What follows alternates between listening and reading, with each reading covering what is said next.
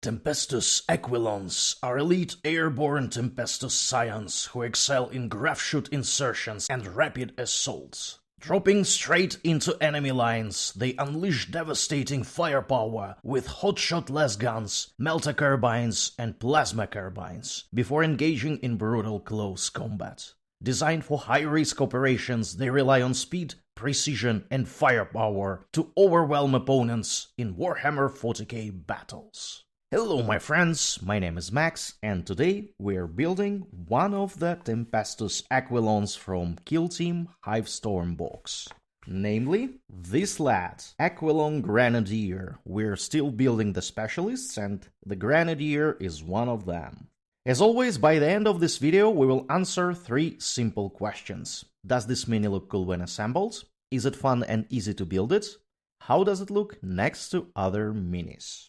Let's take a look in the instructions. We can build 2 options of an Aquilon from this base, the gray base over here, and it can be either a trooper, which is a non-specialist, or a Grenadier, and that is the one that we are building today. We're supposed to follow the blue instructions over here in opposition to the green instructions for the trooper, even though they're fairly similar.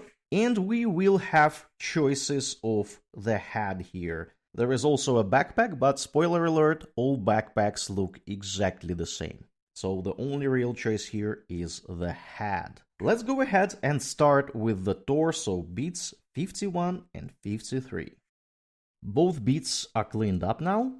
Let's take a look how they should sit together. The torso should look like this. And I'm going to glue it. And this is our torso so far. Next, we need to find a right leg number 52. This is our right leg. Let's see how it should be assembled with the torso. Should be sitting like this. He is walking forward, holding a melta charge, and I'm gonna glue it now. The melta charge is in his right hand, and you can see that he is carrying it with some sort of difficulty. The torso is tilted to the right. Melta charge is heavy. We need to find this pipe, or whatever it is, number 54. This is the bit 54. It is supposed to be sitting on his belt, like this. And I'm going to glue it now. And this is our torso so far.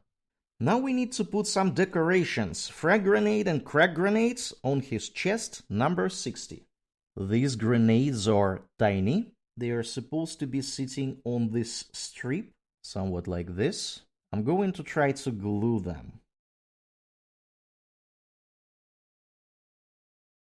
And these are our grenades in place. They actually look quite large compared to his body. Next, some pouches 58. The pouches are really small, and they're supposed to be sitting on his leg over here. There is a belt, as you can see, and it is really hard to show. It should be like this. And this is how these pouches are supposed to be sitting. Next, more grenades.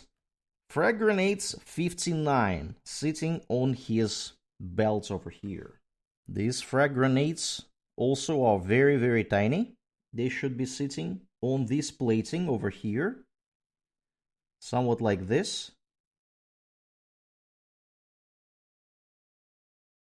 Now we have the crack grenades in place too.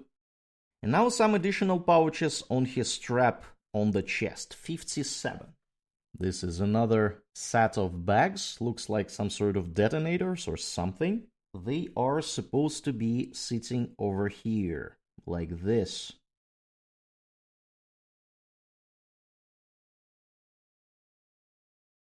And this is our torso with all sorts of grenades and pouches so far. We're finally done with these small bits. I really hate them. They're super tiny. And now we are in business of adding hands. Let's start with the left hand 55. This is our left hand with a hotshot las pistol. Should be sitting on his torso somewhat like this.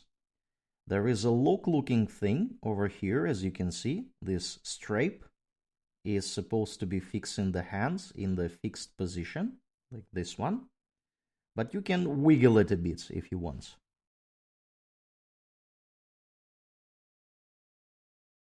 And this is our left hand. The right hand is holding the melter charge. And this is the right hand with the melter charge. It's supposed to be sitting on the torso, somewhat like this. Go into glue it. And this is our miniature with both hands. Now we need to find the backpack and the head. Let's start with the head. I chose the head 118, partly because on this head the pipe is on the left and it will be more exposed for the painting because he's gonna be looking right.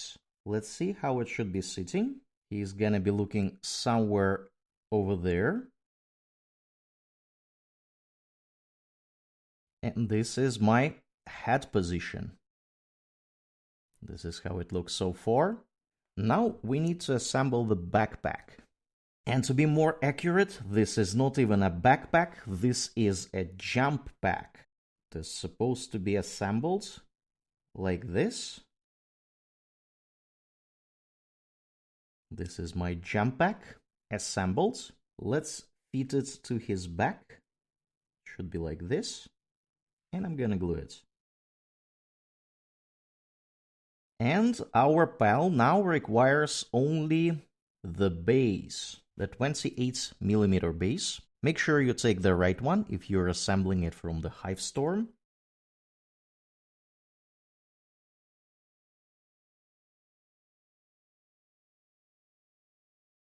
And this is our mini, my friends, Aquilon Grenadier. It took me roughly half an hour to assemble this miniature. I will give it 5 service skulls out of 5 for the fun of building it, and I will give it 4 out of 5 for its ease of assembly, mainly because it has a lot of smaller bits here and there, especially grenades, that would require really careful placing and assembling.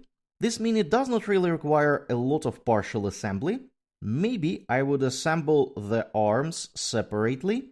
However, I don't think this is gonna be a big problem if you fix the arms straight away. Let's take a look at how this mini compares to some other miniatures. Of course, it makes sense to take a look at another miniature from this same box. This is Tempestus Aquilon, the sergeant of the squad. You can immediately see that these guys are from the same army, from the same squad. They have very similar armor and gear and equipment. They look really cool together.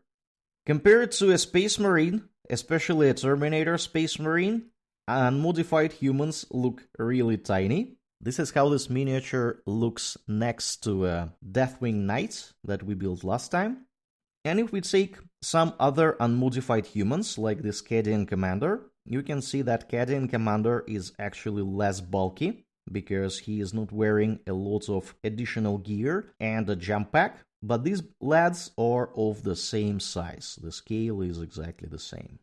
And that's a wrap for today, my friends. If you enjoyed this video, don't forget to hit that like button and subscribe to the channel. It will help you to catch more content like this in the future, and it will help me to grow this channel. Share your thoughts on this mini in the comments below. I'm working to make my videos more helpful, and I need your inputs. Check the description for this video for a Google form link and share what is your biggest struggle when building Warhammer 40k minis. Make sure to check the video that you see now on your screen. Thanks for watching, and I will see you next time.